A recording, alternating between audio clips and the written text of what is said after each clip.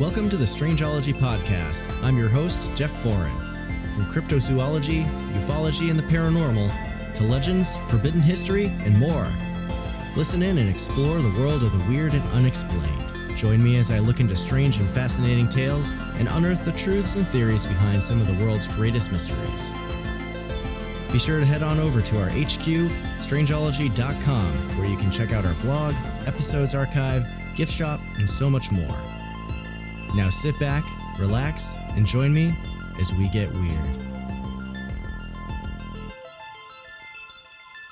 All right, welcome to the Strangeology podcast. Coming up on today's episode, we have tales from interdimensional tempests, a different kind of butterfly effect, and crossing over with Deathwalkers. I'm your host, Jeff Foran, and we're doing something a little bit different for today's episode. Joining me is the cryptid illustrator extraordinaire, Easton Hawk. And before we get started, I just wanted to say thank you all for bearing with me this past week. I was hoping to get this episode recorded and out, and my world got rocked by a really nasty stomach bug. And yesterday was actually the first day I felt kind of like a human again. So it was rough. I mean, this episode was actually also supposed to be done a while ago. And it's kind of just been cursed with scheduling conflicts and things coming up last minute. So we're all good, and things are finally lined up. So I'm going to bring Easton on here. Some of you might remember Easton from last season. I had him on and interviewed him all about his cryptid art. So, hey, Easton, you want to just like reintroduce yourself real quick and tell everyone what's up? Yeah, sure. I'm Easton Hawk. I'm a hobbyist illustrator from Indiana, and I like to draw wrinkly creatures and, nasty stuff. Nice. Cool. What kind of new projects do you have going on right now, man? So if you follow me on Instagram, you've seen, I've been teasing that I'm getting into 3D figures, and eventually what I'm wanting to be is a full-on articulate action figures. So I've been mostly working on that, doing a lot of comic book covers, working on some stuff for Small Town Monsters that I'm excited about, getting ready for convention season. My first event is actually next Saturday from today, so June 11th in Wytheville. I think it's Wytheville, Virginia. Nice. So I'm pretty excited. I pronounce it Wytheville, but I'm honestly not entirely sure of the pronunciation. I don't know. There's an E after the TH, and it makes me think it's Y, but I do remember watching Unsolved Mysteries, and I just recently rewatched the episode about Wytheville. I'll call it Wytheville. Why not? Yeah. That's how Bobby Stack says it. So there you go. I'll just go with that. Yeah, that's awesome. I remember checking out. You posted, I think it was the Frogman, which I have a poster of. Do I have it up on my wall yet? No, I still haven't gotten a lot of art up in my new studio space, but I do have a couple of your pieces back here. Oh yeah. Yeah, but yeah, no, the demo that you did for the Frogman looked really, really cool. And yeah, I'm really excited. Yeah, the fully articulated. It'll be really. So I just have to kind of bite the bullet and do it and see how it goes. But my college roommate Kane Sargent from Cincinnati is the guy that I commissioned to recreate my Frogman design. Nice. So I don't know what really inspired me to like just go for it, but the posters are fun. I'm getting t-shirts printed tomorrow, so I'll finally have a little more besides the posters. But I've always wanted to do toys or figures of some kind. And I think the first time I went to the Mothman Museum, they have like a little collection of figurines and I don't know if they're just like one-off, just people making them and then donating them, or if they find them. But right. I was wildly unimpressed. Oh. So I was like, somebody do these better. I know Mystic Novelty Co. has some cool ones. Yeah. But these figures are like I think they stand 8 inches tall. Wow. So Okay. they're a little bigger than any others that I've seen, and I'll have a few of them painted and a few of them disassembled, and then a few of them all ready to go. So that's Withville is going to be the first place that I have them available. So I'm pretty excited. Yeah, that's gonna be awesome, dude. I can't Yeah, I wait to see hope so. those. Yeah. I think I'm gonna keep them as a convention festival exclusive. Yeah. I don't want all those things at all. So Right. Right. Yeah. That's so that's. find me at a convention if you want one of these little frog boys with a wand. That's awesome. Yeah, I was hoping to do that festival this year, but just it was a little bit too much, and living up in Yeah, New England, it's like it's 16-hour drive or something like that, and yeah, it's about 7.5. And at first, I was going into it thinking, this is a business trip, and if I don't do it now, I'm gonna have to wait till July to do a convention, and I didn't really want to do that. So, uh, putting in the rising cost of gas, I told my wife, why don't we just make this like a working vacation? working And vacation. it's an Yeah, excuse to stop in Point Pleasant on the way there or on the way back. So, and exactly. anytime it could be Jonathan Dodd or the Moth Boys or Cryptid Comforts, any of those people, I'm gonna jump on it if it's within a reasonable amount of time in the car. Yeah, exactly. Yeah, that's cool, man. Yeah. What other shows do you have coming up that you're going to be doing? Um, because Mothman was delayed 2 years, I'm not on for this year, but I am planning on going just to, be there. I have work in the Mothman Museum gift shop now, so that's pretty cool. And Nice. I'm gonna hand deliver a bunch of stuff to Jeff, I think. So I'm Cool. gonna at least be there. I don't think I have anything scheduled until Cryptid Bash 2 in August. And I'm still on the fence with CryptidCon, but I'd like to do it. Um, I was going to do the Cherubusco Turtle Days for the Beast of Busco, Oh, sweet. but after researching it more, it's like it's really close to me. And after researching it, it doesn't seem like it's the kind of place for my work and the Hmm. kind of stuff that it seems like more like a street fair or like a I don't know what to call it. It seems like a Yeah. strawberry festival almost. So Yeah, yeah, it's just it a little town thing. it's not really about Oscar or that Gotcha. story. It's just a reason to get everybody out on the street and litter. So Yeah. I Yeah, decided right. to forego that one. So yeah, I this year is pretty bare because I'm trying to get more stuff built up, get these toys figured out. I'm doing a ton of commissions that I swore I wasn't going to do, but I'm doing them anyway. Right. Isn't So that how it always just goes? that's usually how it goes. So Yeah. yeah, the big one I'm going to say is Cryptid Bash 2, just because last year was an absolute blast. So I'm really excited to see what this year brings. But Yeah. I will be at Mothman, and I'm planning to be at CryptidCon again. That's awesome. That's awesome. Yeah. Yeah, Cryptid Bash 2, I'm excited for vending in at that one as well. Mhm. And yeah, Point Pleasant's a cool place to go to. I really wanted to go to Mothman Fest this year.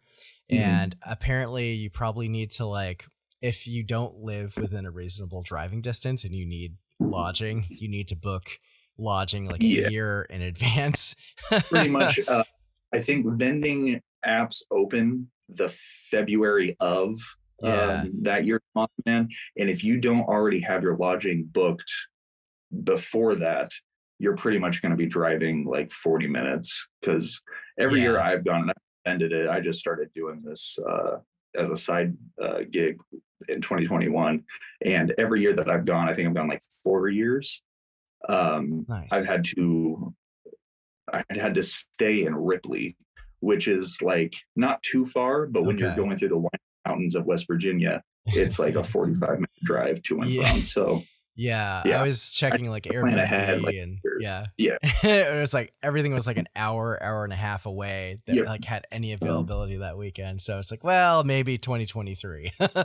yep. So Yeah. 2023, I'm really excited for Monster Fest, which Small Town Yes. Monster that's Breedlove are putting together. So we've already been talking about that, and I Yeah, think yeah.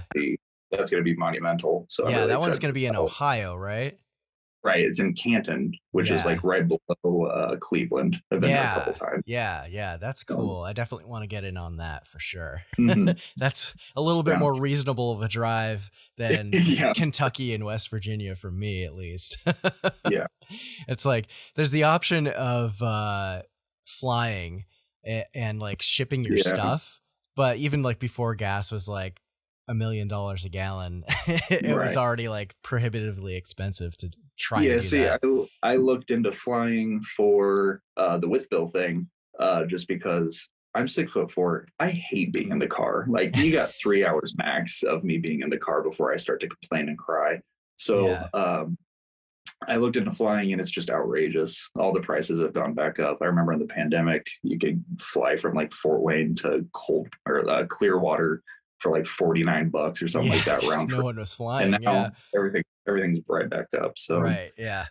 yep, Jeez, there's another that's business that'll be on my tax here. yeah, write that off. For Mm-hmm. sure. Yeah. I'm super stoked. I just I'm working on making a couple of cool purchases for Strangeology. I'm getting a direct to film printer. Um Ooh, which is this is my first time announcing it to anyone out there. If you don't know what a DTF printer is, it's not that kind of DTF. It's direct to yeah, film, right. and it's you print onto a film substrate, and the ink you put it in an oven to cure. So it comes with like the oven, and you put like an adhesive on it, and then you can Mm. use a heat press, which I have one. That's how I've been doing my glow in the dark shirts Oh, really? recently. Okay. So I'll be able to print out stuff for conventions and stuff like That's that, awesome. and save a lot of money on Yeah, bidding it out production. to a vendor or Yeah, something like that. So I'm pretty that's excited awesome. about that, and a few other things to like round out my office space, like some cubicle storage for like shirt stock and bunch of other stuff. See, I always say that I'm going to get nice and organized like that, and I just don't. So, Yeah. and as if you aren't already the most impressive booth at every convention we go to. So Oh that'll be nice. shucks. Oh man, yeah. Well, yeah, I'm stoked about that for sure, and I'm getting some like mobile podcasting recording gear, Ooh, like a yeah, Zoom that'd be awesome. recorder. Hmm. So if I can sneak away from the table or something, or maybe Right. Yeah. like go Get to some go to a hype house and like do like a little like episode get some recording on there. field recording. Yeah. Yeah, exactly. So that'll be pretty sweet. Um, Sick. yeah, yeah. And well, geez, let's get into the episode. We've Yeah. probably been chit-chatting for Yeah. a little while here. But always good to talk about updates and all that stuff. And if anyone hasn't listened to the first episode with Easton from last season, definitely go check it out. Today I'm gonna kind of let Easton steer the show. He did a bunch of research on a story about something known as the Joplin butterfly people, and we're just gonna talk about this event. And why don't we just jump into it? Yeah. Let's go for it. So, the Joplin butterfly people was a legend that came after the monumental tornado that ripped through Joplin, Missouri in 2011. Um, I remember it very well in real time. I remember at least the day after. It was all over the news because it was an EF5 tornado, which is the grandest on the Fujita scale. And it, let's see, so they were expecting some pretty heavy storms, but it seems like that one in particular revved up way harder than they were expecting. So I can just go into the storm details. So this was May 22nd of 2011. The tornado itself formed at 5:34 p.m.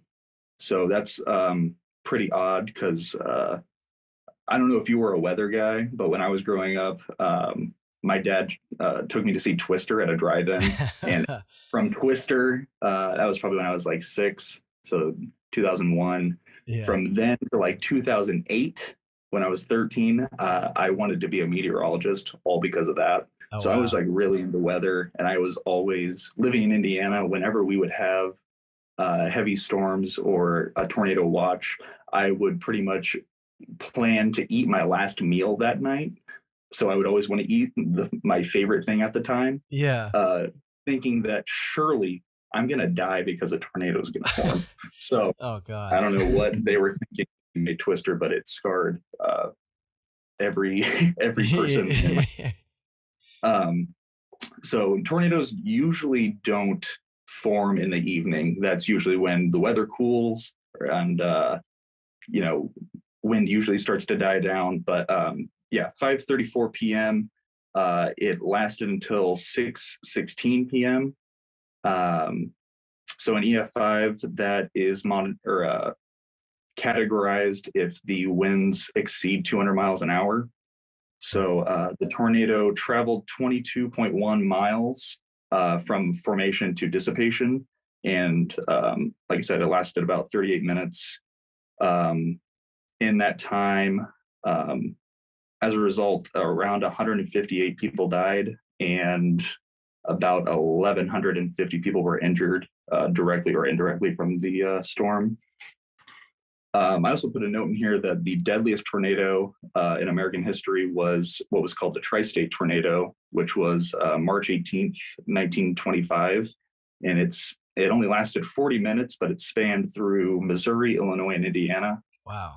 And it killed, the death toll on that was 541 at Wow. the lesser side, and at most I saw, because I had to look at this a few times, it's between 541 and 695. So that's a big jump. So Yeah. I'm going to the lesser side. I'm going to hope for the lesser side and say Right. 541. Um, it devastated 5 towns in a 40-minute span. And that one was a weird one because, and I tried to find some sort of paranormal, accounts or anything because it's 1925. There's no photos of it, there's no footage of it or anything. Right. Yeah. Uh, but from the witness accounts that I could read, it was described as, quote, boiling clouds on the ground or, quote, an amorphous rolling fog. So people, I think it was so deadly because people didn't see it. It was like Yeah. shrouded in, and, people that live in Tornado Alley usually have a pretty good gauge on what the weather is going to be like or what it would be like if this was a dangerous situation. But so a lot of people were outside just tending their fields and doing their day in day out things, just thinking Yeah. that there's a coming, and then boom, it hits you. So, um, but yeah, that's a little off track. But No, no. the I mean, but tornadoes are no joke, man. You know, it's no, not at all. especially the big ones. They'll Yeah, and tear up a whole town or several. yeah, Yeah. um, yeah. The Joplin tornado was it was just a massive, massive storm. Um, from there, I kind of just researched the basics, the makings of a tornado. So what you need is a lot of moisture, a lot of humid air rising, and then cool air falling that starts that rotation horizontally in the clouds, and then it begins to slowly turn on its axis and starts at the ground and forms up. So during this horrific storm, um, tons of devastation, tons of peril, tons of emotional energy being expunged,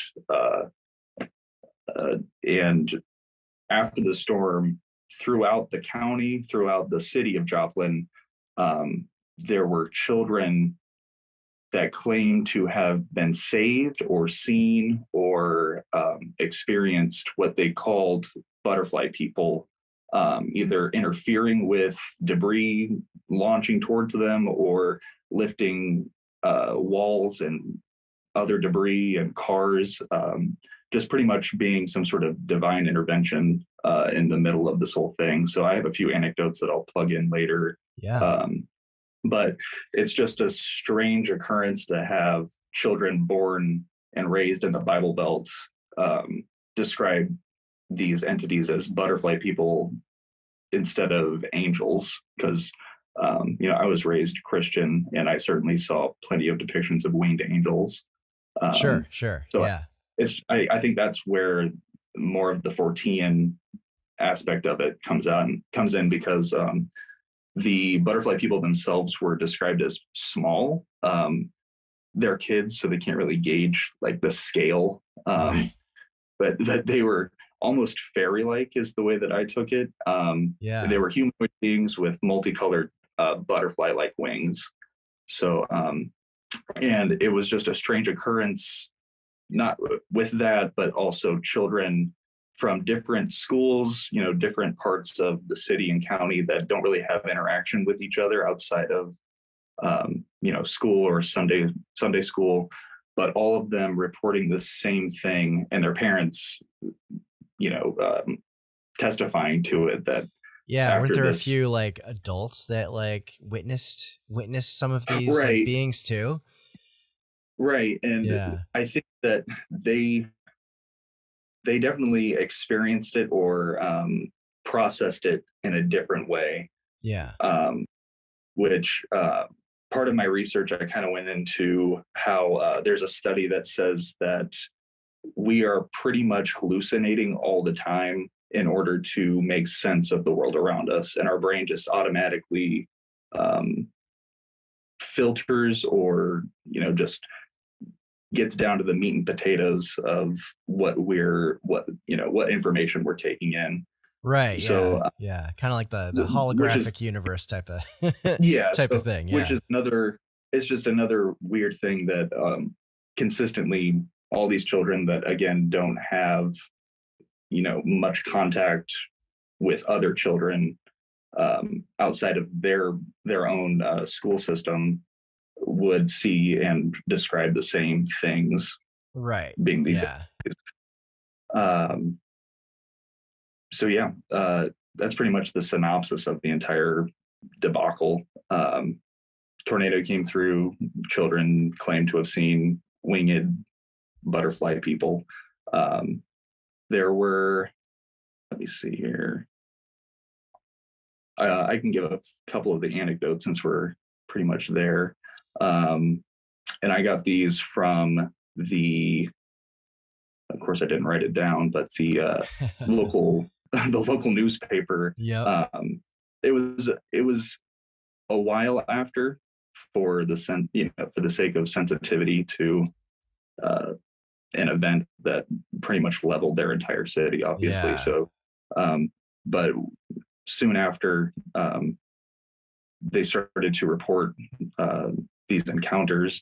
So I had a story about a mother and her preschool age daughter who ran from their cars because if you know anything about tornadoes, you should not be in a car. Yeah. So they usually tell that if you are on a highway, you need to exit your car and you need to find an overpass or something, some sort of lowest point in a ditch. Yeah, lowest point. So they fled from their car and they fell to the ground just as the tornado was, in their vicinity and throwing, 2x4s and debris. And as they braced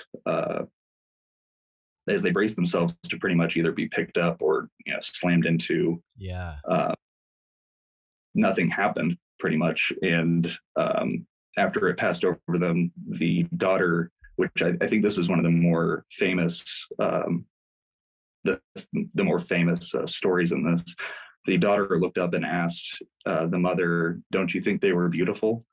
And she didn't know what she was talking about. And she said, "The butterfly people," which is where it gets its name. Yeah. That was the first. And of course, they didn't have a name. I don't I don't feel like a lot of people, especially dealing with children, they don't want to have their names out in public, or with public access. Yeah, So, that's and I know right. a lot of yeah, and I know a lot of skeptics are definitely want to like jump on that train where you're hiding behind the anonymity of newspapers not wanting to put the names to these people. Right. Um, let's see. I had another account had it was a man and his two young boys. They were trapped inside their home as the tornado barreled over them, and in this, the man said that the wind was so powerful that his shoes were ripped from him Wow. off of his feet. So um, they, though that happened, they weren't injured, which is a miracle in itself. Yeah. But his two sons both claimed that they saw butterfly people protecting them and like holding the structure that they were in. So the four walls of I'm assuming a closet, Yeah. because they were above ground in the story. Um, which I feel like that is most of it is stuff like that, guardian angel type stuff, where they're in harm's way and the entities themselves are holding back the tangible physical structure that they're seeking, Right. safety Yeah. in. Um, Yeah. Can I interject one story that yeah, I please. that I had read?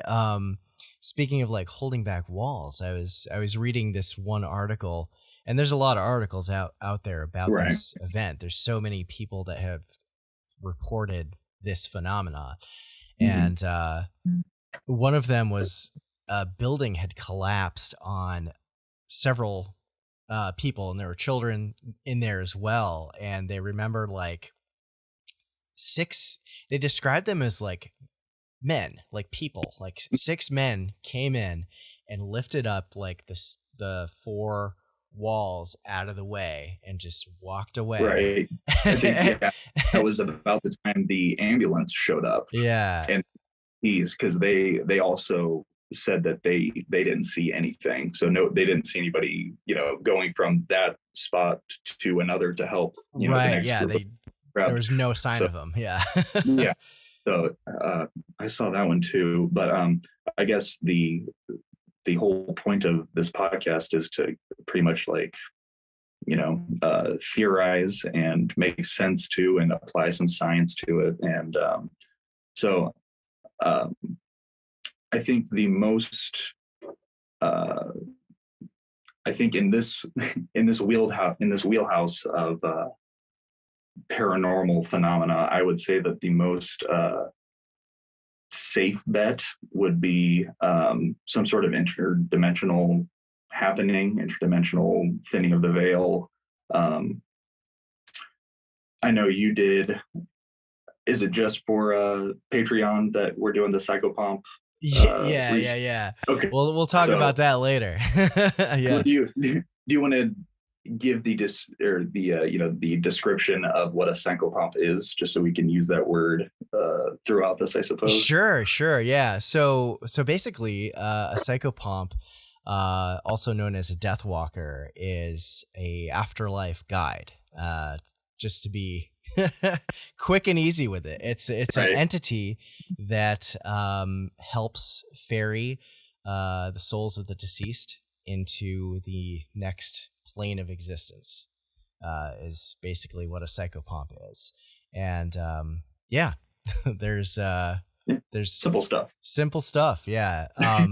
The guardian angel theory is interesting. There was another story that I saw that there was it was a 4-year-old boy that was found in the middle of nowhere in a field 6 miles, I think, east of Joplin.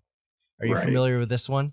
Yeah. Yeah, and The sheriff or the the police sheriff found officer him. that found him asked him where he lived, and he said near the hospital, which was Yeah, 6 miles. The kid didn't have a scratch or a bruise or anything. So, Yeah. And he described something like guardian angels, yeah, like flying him to he safety. claimed, yeah, Yeah. he claimed that he was pretty much, skylifted Yeah. to safety outside of the wreckage zone. Yeah. Um, I mean, like yeah, how could that happen? You know, it's like there's got to right, be something that like physically manifested. Because I mean, you know, a tornado can pick anything up right. if it's If I was a strong kid and enough. something like that, yeah, if I was You'd a kid get and something torn to happened like that, shreds. I would just straight up say that I flew there. So Right. I wouldn't give credit to anybody else. So, Right. but like I said, going back into these kids know, being raised in Missouri, that is the Bible Belt of the United States, and I I would say that I was fairly indoctrinated with Christian doctrine from a young age. That's just how it works, you know. Hmm. And like I said, I know what an angel is supposed to look like. There were paintings of angels in my grandmother's house. There's painting of angels in the church hallways that I attended. So it's just such a strange choice.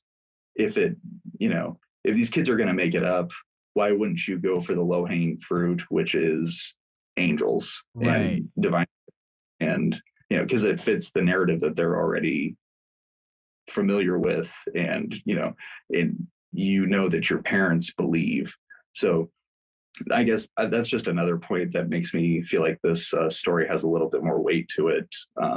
Just besides that, the kids, you're pretty much kept in the same group of children, especially Joplin, Missouri is like a town of 50,000 people. So Yeah. you're in faction pretty much until you're of driving age or in like traveling sports, middle school, high school age. So it's just so bizarre to me that these kids are describing the same thing, but they're separate. And assuming they don't have social media, since it's mostly preschool, kindergarten, first, Yeah. third grade age children saying this. So yeah, the psychopomp theory is really interesting, especially with the roots that it has in Greek mythology, Roman mythology, all that stuff.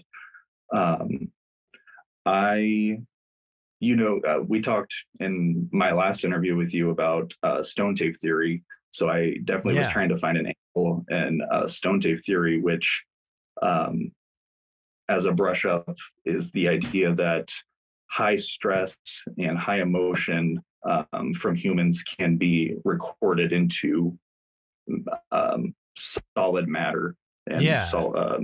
elemental matter on Right. Earth. So a lot of Such a running funny water. theory. Yeah. It's just fun. It's just a fun piece of escapism. So Yeah. Yeah.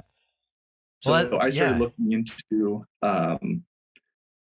supercells and just the electrical magnitude that storms like this produce. And when I looked into it, um, supercells and just an average supercell storm, and this was definitely above average. Typically, they generate 10 was it 10 to 7 kilowatt hours, or 10 to the 7th power kilowatt hours, which is about the same electrical magnitude as a 20 kiloton nuclear explosion. Whereas a nuclear explosion is in an instant, this is drawn out um, over, in this case, 40 minutes. Right. Uh, Yeah. Yeah. so just that much ionization in the clouds, that much just energy in the atmosphere. It definitely makes me think that if there was going to be a traveling point where there is a thinning of the veil, it would certainly be in a place with that much energy and that much power, along with that much human distress and emotion Yeah. psychically. So Yeah. That's a good I started point. looking at that a little bit. And I don't know why I put this in here, but I just figured the human brain generates about 12 watts of electrical energy. And then I also wrote this quote from, let me find my sources real quick. It was a New Scientist article.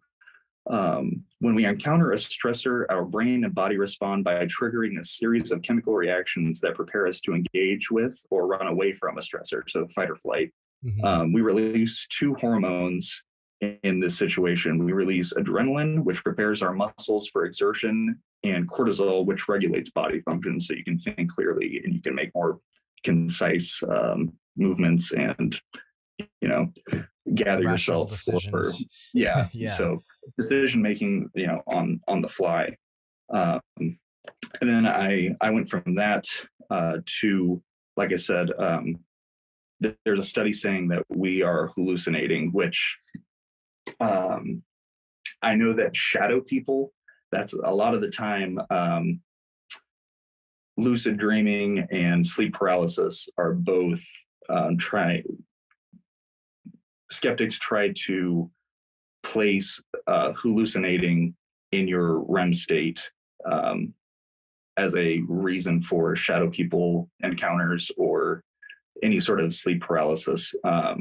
Right. So yeah. I just thought that, and then I guess this also goes into the mass hysteria theory for something like this, which I don't think it really applies, since I feel like mass hysteria, the word mass gives it way more people would have seen this than just children between, you know, ages 4 to 8 or 10. Right. Yeah. It seems like it wasn't their time to go and something Right. intervened. So, you know, like, I don't know, just thinking of how stressful a situation would be, you know, this situation would be.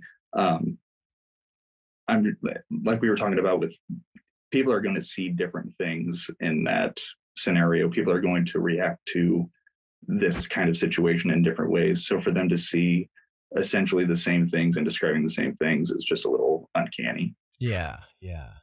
I guess from there, after describing the event and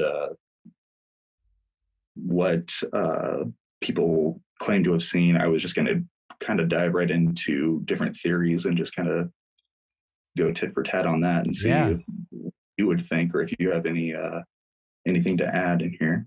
Well, I wanted to just touch on Joplin itself for a minute.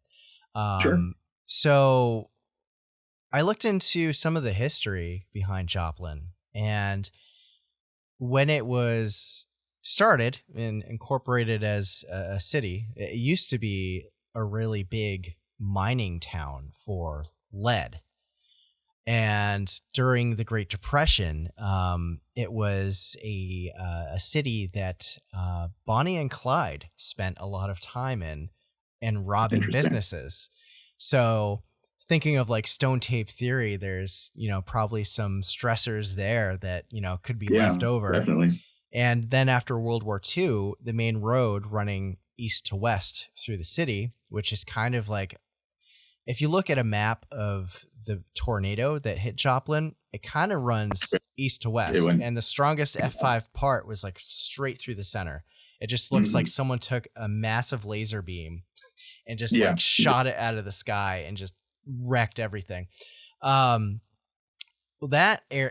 road was designated as part of Route 66, the historical Route 66, which there's a lot of stops along that route which are haunted, you know, psychokinetic energy type of stuff. So I wonder if they're, you know, along with all the intense electrical activity from the storm, all of the psychokinetic trauma from everyone being affected by this, if anything in the past was also kind of present or magnified or awakened at that point too, to thin the veil, if you will.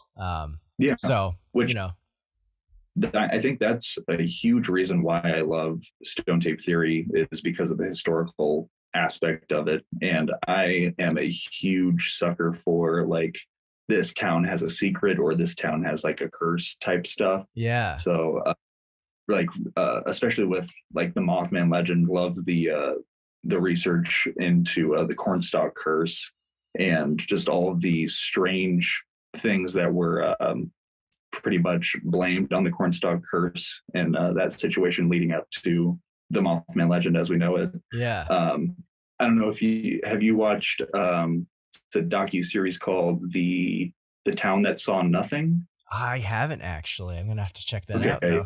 though.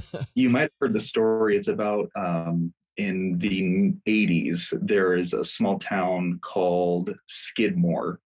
I want to say it's in Oklahoma, but it might be Missouri. I'm not sure.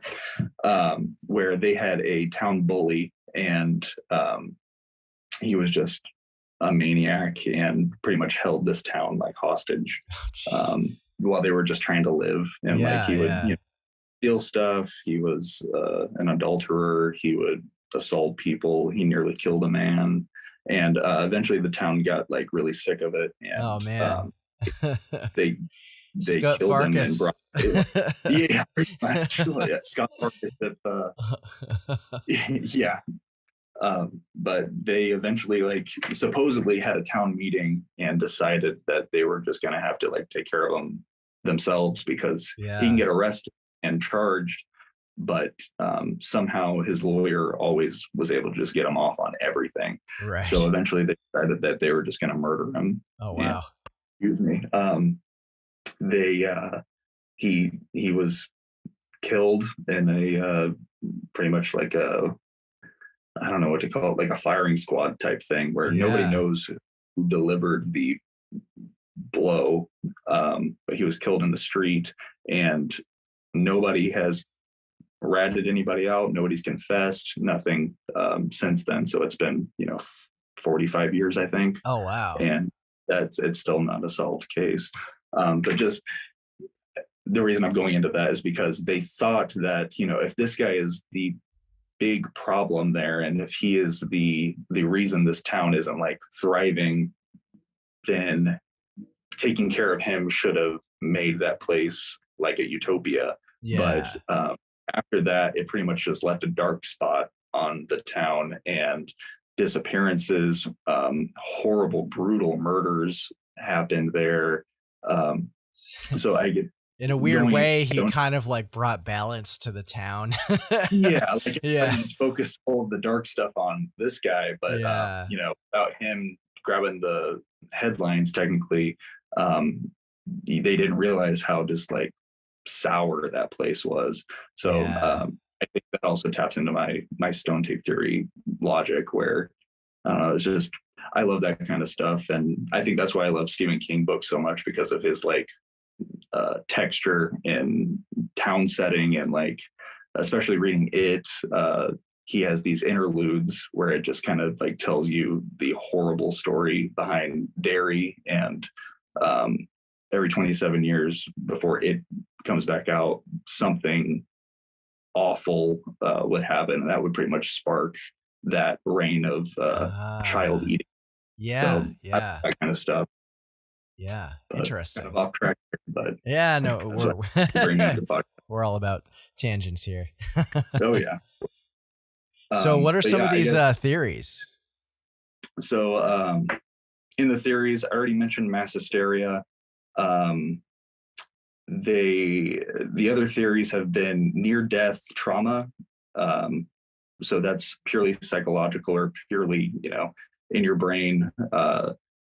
Possibly everybody talks about the DMT dump, and hallucinating your way, which I've also, I think it's called, I should have looked this one up, I just thought about it. I think it's called like golden cord theory. You know what I'm talking about? I'm not sure I'm familiar with that one. It's another offshoot of the near-death experience. Okay. But it also kind of goes into Akashic record type stuff, where this is off the cuff, so I'm sorry. No worries, dude. It's the idea that your consciousness, your body is pretty much just an avatar, and your consciousness exists in your head. It exists elsewhere in the ether. Oh, okay. And the golden cord, I think that's what it's, silver cord, golden cord. You know what? Maybe I have heard of this. Okay. Yeah. Where you're about to, you're if you're about to have a near-death experience, or your body or your consciousness thinks that there's no way you're going to survive this, they pull the cord and they pluck you out Yeah. before your body is, evaporated. And so I think that kind of goes into the near-death trauma idea, but that the near-death trauma is more so goes back to the hallucination idea, or your just your brain reacting to this almost unfathomable peril that you're experiencing at that moment. Right. Yeah. Some kind of defense mechanism type Right. of thing. Yeah. Because it's a winged creature, the theories have also gone into Mothman connections, whereas Mothman was a harbinger or an omen. This was in real time, and this was actively saving people. So the Mothman legend claims that maybe he was there to give a warning. Yeah, Mothman didn't really save anybody. Yeah, right. Yeah. Give everybody pink eye. But so there's some sort of inverse theory with this winged humanoid omen type thing. But like I said, they're actively saving people, or crossing over through dimensions through the veil in order to have this intervention. I think those were the most popular of the ideas, aside from my silver cord tangent that I really probably don't know enough about to be throwing that out. Yeah. Definitely gonna have to look into that one more later. Yeah. There was another theory, or at least that I ran across, that there were people that had reported seeing UFOs on the days leading up to the tornado, and even in the days after. I tried to find a couple of anecdotes, but the only one I could find online that was close to that date was like May 5th, 2011, and it was like 2 or 3 hours away from Joplin. So yeah, I didn't really count that one. I've also seen, lights in the sky, UFO sightings around 9/11. So there's another, heinous of that has sort of, but obviously when you're, in the grief process and, reeling after a tragedy like that, nobody wants to hear you talking about fucking UFOs. Yeah, and, stuff like that. Give it a little time. Yeah, right. So, but yeah, that is another weird connection. If so, but like you said, if it's 3 hours away and days earlier, it's a hard reach. Yeah, exactly. Like it's possible. Like, yeah, people probably could have seen some UFOs in or around Joplin, but maybe there's some sources out there that people know of. If there's anyone out there who knows, leave a comment on Instagram or something. Yeah. But I guess I like I said at kind of the top of going into all this, and I'm so sorry that I just like ramble. I'm not a professional podcaster like Jeff Foran, so I'm barely professional, dude. Well, you walk the walk. So I think that this is more so in the category of interdimensional thinning of the veil type stuff, where it's the right circumstances for this kind of activity to happen. And in this situation, there was actually some, I keep saying intervention, but there was some actual action taken by entities greater than humans to protect human life. Yeah. At least I think that's the most romantic option, besides mass hysteria and all hallucinating. So I think that's naturally where I want to go. Interdimensional beings that, with a storm that colossal and energetic, I guess if that's the way that the science would work in in a multiverse or an interdimensional scenario, I think that would make the most sense for me. Yeah, yeah, And yeah. so of course it sounds good. I'm just a movie guy. Right, right, yeah. It's So, they're not the interdimensional aliens from Pacific Rim that like send right. kaiju to attack us. They actually come to protect us. Yeah. Yeah. Yeah. Yeah, it's a super interesting story. You know, I like first reading it, like my gut is like, oh, it's kind of like a guardian angel type of story. Mhm. Um but it doesn't seem like, you know, like you said, people describe them as angelic. But then again, that also makes me think of like um the picture of like the is it the seraphim with the multiple rotating uh Oh yeah. eyes on reels and wings, and it's like, do not fear Be not us, afraid. human, be not Yeah. afraid, we're here to help you. Right. And So I ran across this one account from the I'm not sure if she's still the clinical director, but the clinical director of the Joplin Child Trauma Treatment Center, this woman named mm, Danielle Robinson. And she had in interviews said that she had heard a lot of firsthand accounts from kids.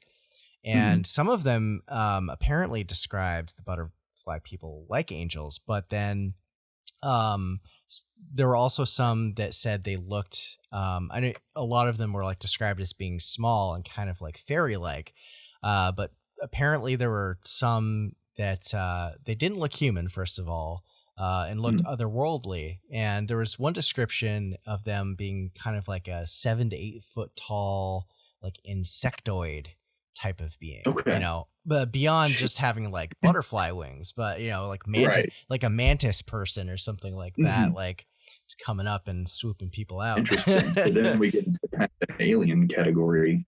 Yeah, yeah. It's funny. There's like so many different possibilities of like what it could be, Right. but Which I mean, you are going to interpret it in different ways.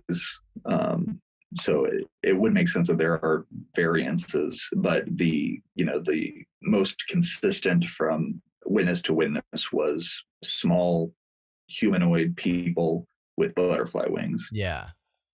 Um, and then pretty much the wrap up of my research was just kind of looking for ancient cultures and either winged beings or just the symbology of butterflies, which in ancient Greek, the word for butterfly is psyche, which means soul.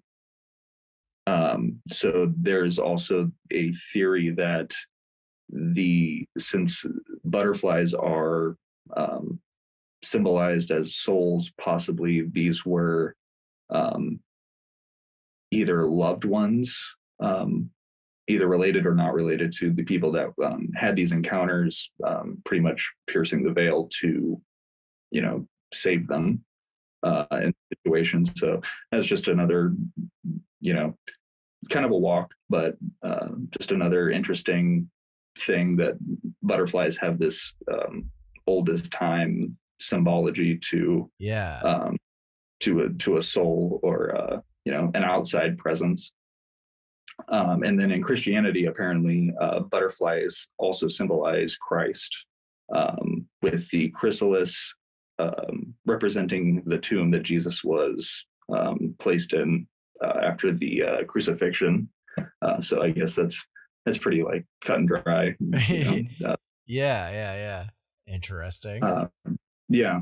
So there was another story that I saw about one of the survivors in the Joplin tornado that, along with all the butterfly people stories, she attracts monarch butterflies, and Interesting. like they follow her around, and she just cannot will not be left alone by butterflies. So And it that's seems like like that. an ongoing thing, or was Yeah. it? Oh wow. I couldn't find like a follow up. This is 11 years later, but uh, I think the article I read was from 2014, where she just, everywhere she goes, she'll see butterflies and they'll just be around her. So that's just another sweet little quip. Uh, Yeah. for the story. That's kind of cool. I didn't. I had not heard about that little tidbit. That's pretty cool. If I'll email you or message you all of my sources if you like put them in your show notes or anything like that. That way, yeah, we could do that. Just, I'm terrible about providing sources. I need to get better about that. Well, I'm bad at storytelling, so I feel like this is just sort of, you're doing fine, man. You're doing fine. Everybody give Easton some love. Well, before we end the regular episode, I wanted to, I don't know, am I going to read this? So I was checking out are you familiar with phantomsandmonsters.com, Lon Strickler's blog? Not really. Okay. I mean, I'm aware of it. Yeah. But so like he gets people that submit stories. There's blog articles about all sorts of stuff. A lot of Chicago Mothman stuff there. I've watched is it the YouTube stuff? Like his live YouTube? I think he has a YouTube. Okay, I've watched the YouTube a few times. Yeah. But I blog. Yeah, so I found this article from May 22nd, 2020. Okay. And it's titled "Huge Winged Humanoid Encountered in Joplin, Missouri." Parentheses butterfly people ? And someone submitted this story, which it kind of seems like maybe there's an ongoing presence of butterfly people around Joplin. So it says, "Hi, Mr. Strickler. My name is BB. I'm writing you from the southwest part of Missouri in the Ozarks. I'm writing to report a flying humanoid sighting. I actually feel guilty for just now reaching out, as my sighting was almost a year ago in June 2019. The sighting took place in Joplin, Missouri, as I was driving from Springfield, Missouri to Kansas City. Normally, when I make this drive, I go straight up Highway 13 through Boulevard and Clinton. However, on this night, there were tornado warnings, and my stepfather told me to go through Joplin instead. The approximate time was somewhere between 7 and 8 p.m. It was not yet dark. It usually gets dark between 8:30 and 9 o'clock this time of year. While the tornadoes weren't going to be in my route, there were scattered thunderstorms. At the time of my sighting, it was in between one storm and just before another. I mentioned this for a couple of reasons. One, because I think there's some correlation between the electric charges of a thunderstorm and the ability to see this creature. I have no idea why I suspect this. And two, to acknowledge that while it was not dark, it was gray due to the storm. At the time of my sighting, I was driving a 2005 Chevy Blazer, the one that's the two-door with the S10 body style. I mention this because I used my vehicle as a way to measure this creature. I was driving down the highway going a little slower than the limit of 70 due to the wetness of the road. If I were to guess, I'd say 50 to 55 miles per hour. I did not see the creature until he was pretty much right over me, and I say he because that's the feeling I got. The creature was flying over me perpendicular to my direction and over to my right into the wooded area next to the highway. He was so close on top over my vehicle that I could close up see the texture of his wings through my driver's window and sunroof. The sunroof was closed, obviously, but I had the shade pulled back, so it was just glass for me to look through. I don't remember any feet or arms, and I didn't see the head. The only part of the anatomy I saw besides the wings was a small quadrant of the torso region. I'm guessing it was somewhere above the navel, if there even was a navel, and before the pectoral region, as I did not see anything resembling human nipples. The wingspan of this creature had to be between 12 to 16 feet. I mean, I'm not that great with measurements, but the creature easily could have had the tip of one wing down on the ground in front of my car and the other tip on the ground behind my car, providing it had been in park and he were not flying. And remember, this is tip to tip perpendicular to me, not parallel. My point is, it was like my car was entirely enveloped in his wings, even though it was for a split second. I didn't hear any noise, and this does seem kind of weird to me considering I don't remember seeing more of the body. But what I find most interesting is the apparent control the creature seemed to have over my state of mind. As this was happening, I wasn't scared and I was completely calm. Now, not calm as in soothed or comforted, but calm as I was just looking at a field of cows or something instead of a huge creature that's supposedly not supposed to exist in our dimension. Similarly, I mentioned that I didn't see his head, but an image of the head appeared into my mind as if he were planting it there. So I know I saw the wings with my real and sober eyes, but his head, I believe, I only saw in my mind shortly after he passed over and via some kind of control or telepathy. Anyway, I remained unaffected by my sighting until I had gotten about 30 to 50 miles more down the road, and that's when the holy shit and the what the started. Pardon my language. I'm going to assume you've heard that before. So this person goes on, calls their boyfriend and tells her boyfriend what happened, texted some friends, and both of them were like, okay, something happened because this person is apparently some kind of magnet for high strangeness experiences. And they go on. People have all the luck. Yeah, some people have all the luck. Apparently this person is a contactee and has experienced aliens back in like 2013. They claim to have seen a glimmer man. And You got it. yeah, so they they got the cryptids, they got the aliens. So it goes on for like a little bit longer, but they say that there were some sketches that some children made during or after the tornado of the butterfly people, and she saw those, and it looked very, very similar to what she saw pass over her blazer that night. So it's kind of an interesting anecdote.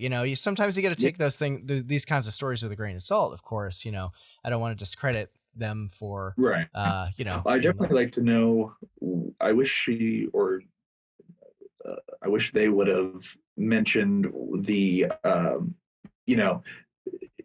she said something about it being a like a second, pretty much, where she like realized everything was happening. I wonder if it's like a really quick instant. Yeah, I wonder if raindrops were hitting the windshield, or if there was like some sort of physicality to it, because it sounds like if something like that would happen, it would almost be like driving under an overpass when there's like a torrential downpour and you have that like second of everything's quiet and clear, and then it goes straight back into falling rain. So I'd love to hear like this account from her with Lon or somebody asking her questions like that. Right. Yeah, that would be good to know. Yeah. So especially if there's like this telepathy thing in mind, is I want to hear like the physicality of it. And yeah, exactly. If it's affecting the state of everything. And so that's a really interesting one. I also wanted to note that the town of Joplin has pretty much accepted the butterfly people like imagery like wholeheartedly. There's like a big mural made, right? Yeah, so they've acknowledged it so much so that I want to say I even heard that they like renamed themselves like Butterfly City or something like that. Oh, interesting. Along with the mural, they've like pretty much full on leaned into it, and it doesn't seem like they like try to discredit this thing. They try to like see that as like the beautiful thing that came out of this tragedy, is this bizarre event happening, and children being saved. And so I think that's like a nice little silver lining, is that the kids do have like people believing them to a point, at least, to where it's almost a symbol of hope and rebuilding and rebirth for the city. So I think that's a nice little caveat to like end out on. It's definitely unfortunately not everybody made it out, but there are all these stories that are kind of like miraculous. Out of 50,000 people, and an EF5 tornado ripping through right downtown, yeah, it's amazing that more people did lose their lives in the thick of that thing. Right. So Yeah. uh, Yeah. yeah, the story all around, with or without the butterfly people, if a storm like that rips through and um, not droves of people lose their lives, I'd say that's pretty miraculous too. Yeah, for So sure. For sure. even with our warning system and modern meteorology, it's you can only prepare so much, and so it's just an amazing story front to back, with or without the paranormal element. Yeah. Yeah, Just, exactly. weather just astounds me, so I just think that it's a it's a cool story with or without that element. Yeah, yeah. It would be cool to see um some, I guess, like retrospective like interviews with, the children who survived Yeah, that definitely. now, Yeah, and because it's growing up with that experience, I would yeah, definitely hear, with their, minds a little more sharp and right, yeah. Most more of them are experienced. probably in their teens or maybe early Yeah, 20s at right. this point. So, like I said, it was 11 years ago, so Yeah. they're of adulthood at least. So, Yeah, it kind of uh, reminds me yeah, a little bit of like the Ariel School UFO yeah, sighting back in exactly. 1994, They're which still consistent with that whole thing. yeah, yeah. I think there was like some new interviews or a documentary released recently, which I got to watch still. It's something I've been Yeah, wanting to cover for an episode. I've seen, I've seen some quotes from it, and it looks like it's still, they are gung ho that that's what they saw, and nobody's like wavered. So yeah, Yeah, it's yeah, interesting. yeah, for sure.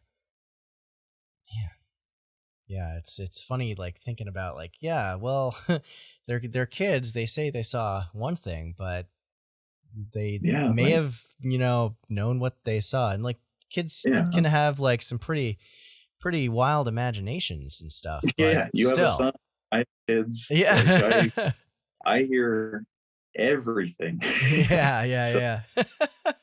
it, a lot of it's like regurgitated stuff that they've seen. So I don't know.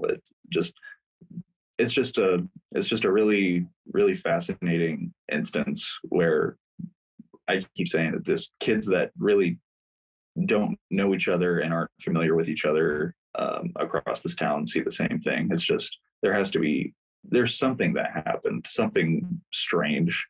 Um, so whether it was as they describe it or not, something definitely had a hand in curbing the devastation, at least a little bit, a minuscule amount. So Yeah, certainly seems like it, for sure. yeah, right. Yeah.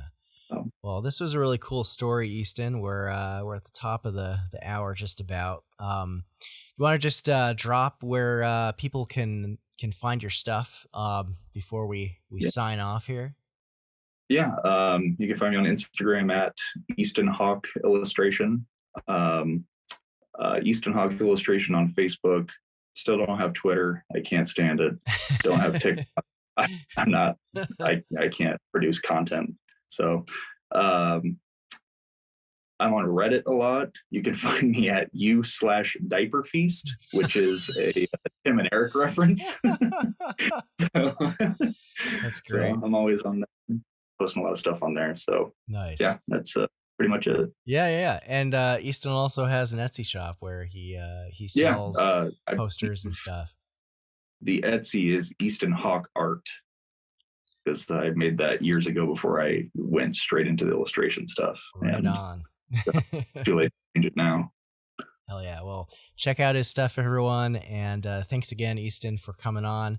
And yeah, we'll catch you next time. And Easton's going to hang out for a little bit, and we're going to talk about psychopomps for the Patreon. So stick Awesome. around. Thank you so much.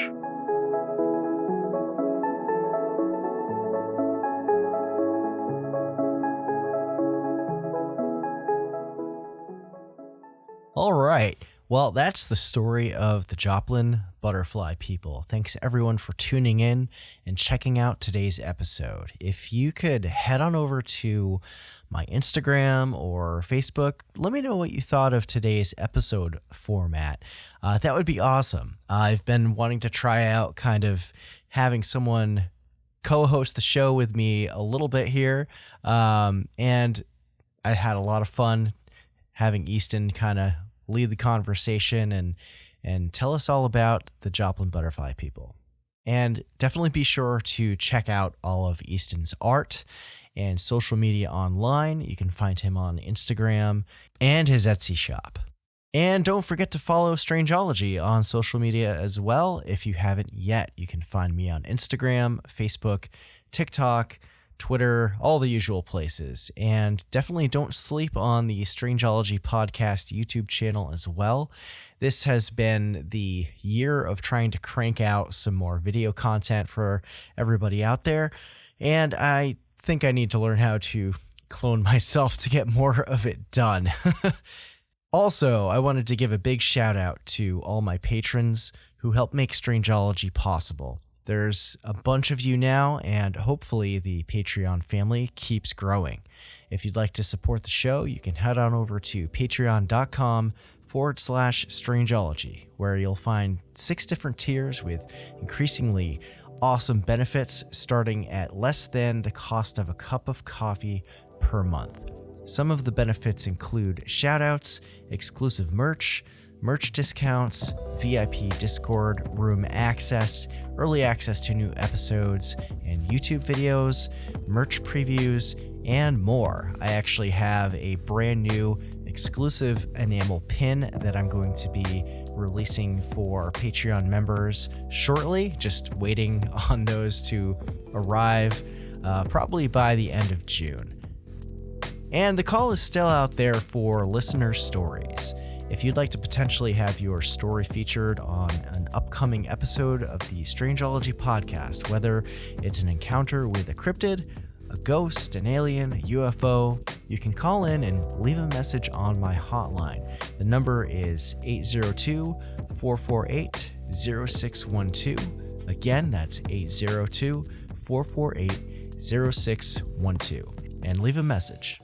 There's a 3-minute time limit, so if it takes you longer to tell your tale, just call back and pick up where you left off, and I can splice things together. You can alternatively go to my website, strangeology.com, and head to the contact section and fill out the form there, if you'd rather your story be narrated by myself or someone else. And if you haven't checked out my merch shop recently, I've got an awesome new Mothman design up there now. It's the Chicago Mothman, actually, and people seem to be digging it a lot so far. My home state cryptids map project is pretty much done as well. I busted through the rest of the designs. There might be another design or two that I'll throw in at this point, but I'm working on listing the last handful of designs, and then I'll also be putting up a listing for a large format print of the entire map of America with every state's featured cryptid or cryptids, because there's a few that have multiples. And I'm pretty excited about that. I hope you are too. Some people have been requesting that I do some different countries. I've been kind of looking at like Canada, or maybe doing just kind of a international community of different cryptids. I do have a Loch Ness Monster Nessie design on my shop, as well as the kind of first of that whole line. But yeah, lots to always do. All right, well, that about does it for today's episode. For members, stick around after the short break, where Easton and I are going to be discussing the myths, legends, and phenomenon of psychopops, the guides to the afterlife on Strangeology Beyond. Stay with us, and as I always say, until next time, take care of yourselves and each other, and keep it strange.